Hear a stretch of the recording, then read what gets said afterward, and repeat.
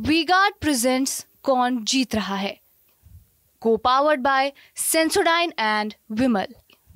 बोलो जुबां केसरी। लगभग सभी एग्जिट पोल्स में एक समानता है और वो ये है कि नरेंद्र मोदी तीसरी बार भारत के प्रधानमंत्री पद की शपथ लेंगे। भारतीय जनता पार्टी के नेतृत्व में एनडीए की सरकार बनने जा रही है। सीटों का अनुमान सबका अलग अलग है। दो एग्जिट पोल 400 पार करा रहे हैं, कुछ बाकी लोग 400 के अंदर रख रहे हैं, लेकिन सरकार सब बनवा रहे हैं। और अगर 400 पार का आंकड़ा सच साबित हो गया तो मोदी लार्जर देन लाइफ वाली स्थिति में होंगे। जवाहरलाल नेहरू और इंदिरा गांधी से बड़ा राजनीतिक कद हो जाएगा उनका। पंडित जी के नेतृत्व में 3 बार कांग्रेस आई सत्ता में लगातार, लेकिन वो बहुमत के आंकड़े को हर बार बढ़ा नहीं पाई। नरेंद्र मोदी के मामले में स्थिति उल्टी है। 14 से ज्यादा 19 में और 19 से ज्यादा 24 में, ऐसा प्रेडिक्शन। दुनिया में भी जो लोग, जो राजनेता लगातार 3 बार आए, बहुत नहीं आए कुछ आए हैं, वो भी यह प्रयोग सिद्ध नहीं कर पाए कि हर बार पिछली बार से बड़ी जीत, ऐसा नहीं कर पाए। तो इस नाते मैंने कहा नरेंद्र मोदी की स्थिति लार्जर देन लाइफ वाली हो जाएगी। भारत के सबसे बड़े राजनेता के तौर पर वो स्थापित होंगे। अब बात उत्तर प्रदेश की, क्योंकि केंद्र में प्रचंड बहुमत, सुनामी जैसा बहुमत, बिना उत्तर प्रदेश के भरपूर योगदान के तो संभव नहीं।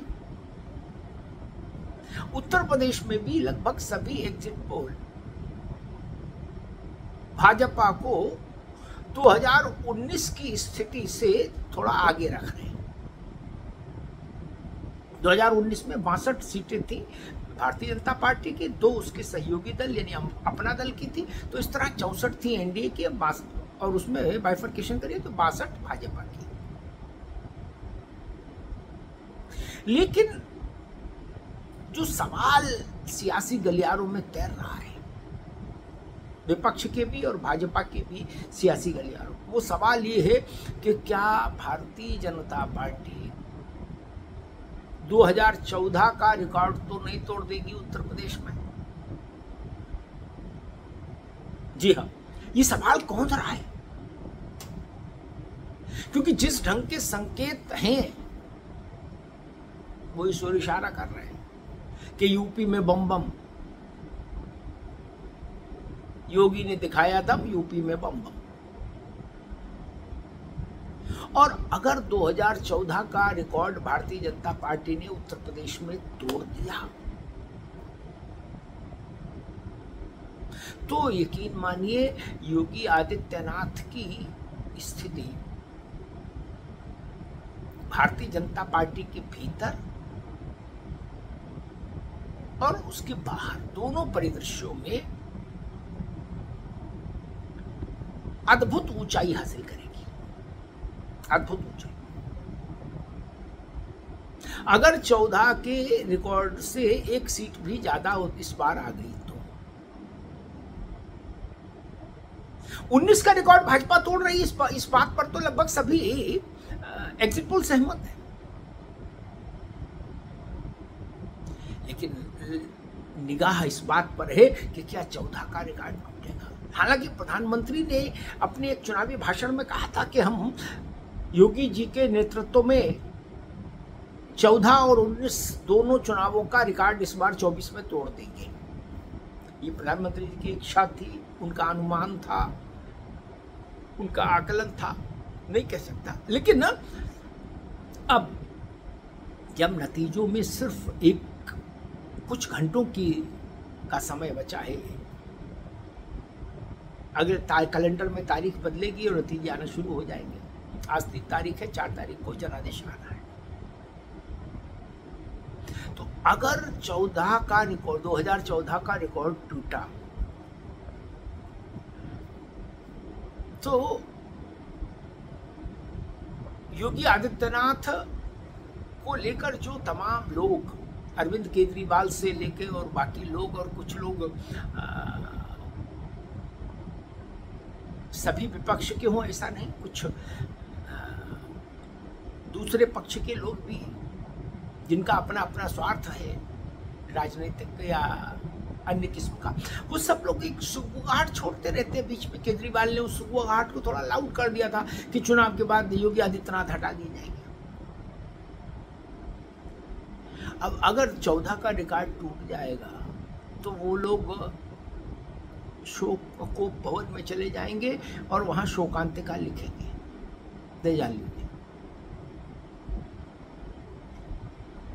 योगी आदित्यनाथ को लेकर केजरीवाल कहते थे कि किसी ने खंडन नहीं किया। मैंने कहा कि योगी जी हटा दिए जाएंगे, किसी ने खंडन नहीं किया। भाजपा के राष्ट्रीय अध्यक्ष ने खंडन कर दिया और खंडन ऐसा वैसा नहीं किया, इतना तीखा खंडन कर दिया कि उन्होंने ये तक कह दिया कि केजरीवाल पागल हो गए। योगी आदित्यनाथ देश के सर्वाधिक सक्षम और परिणाम देने वाले मुख्यमंत्री हैं। भारतीय जनता पार्टी को गर्व है उन पर, उनको हटाने के बारे में सोचा भी नहीं जा सकता गडकरी के शब्द। अब वो विघ्न संतोषी लोग क्या करेंगे, कहां जाएंगे, या अगले शगुफे के लिए 6 महीने तक इंतजार करेंगे, मौन रहेंगे, फिर कोई शगुफा ढूंढ के लाएंगे। लेकिन 14 में जब चुनाव हुआ था 2014 में, तो योगी आदित्यनाथ मुख्य भूमिका में नहीं थे। 19 में जब चुनाव हुआ तो भी उनको सरकार में आए 2 साल हुए थे मुश्किल से।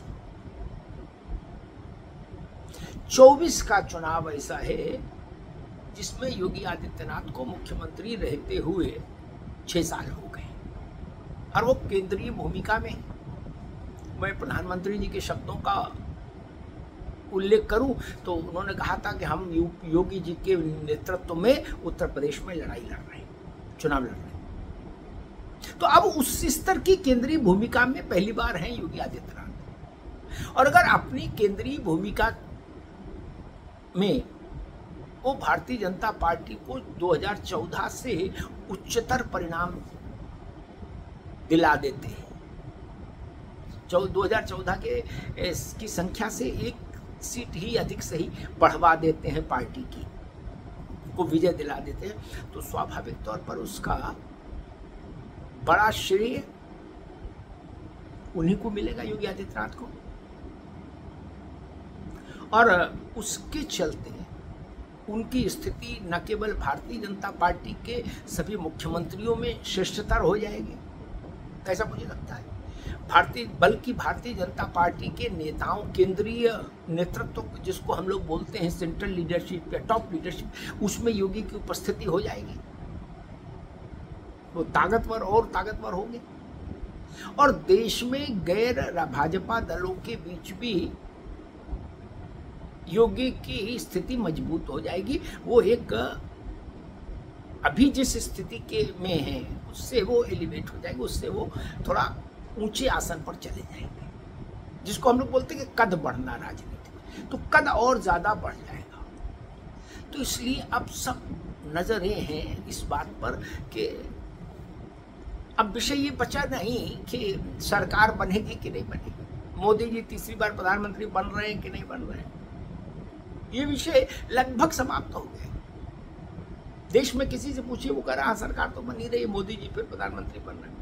अब सिर्फ विषय उत्तर प्रदेश में ये कि भाजपा, ये भी कोई नहीं कह रहा कि 19 का रिकॉर्ड नहीं टूटेगा।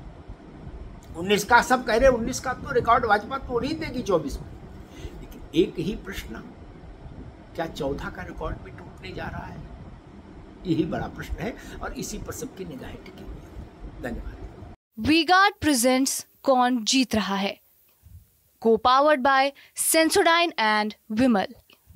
बोलो जुबां केसरी।